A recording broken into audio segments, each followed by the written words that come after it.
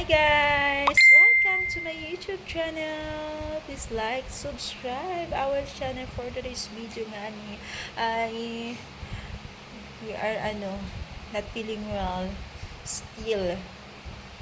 So napakapait ang aking dila. So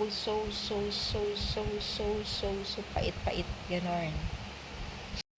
So, yun nga mga mima, kahit sobrang busy, sobrang tawag nito, kahit may nararamdaman tayo, ayun, mga mima, we are still mom, no excuses, parang ganon. Diba? Sobrang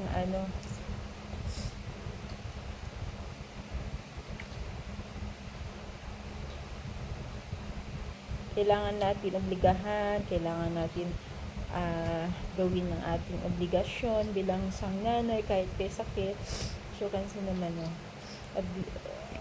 super obvious naman sa ating fest luck.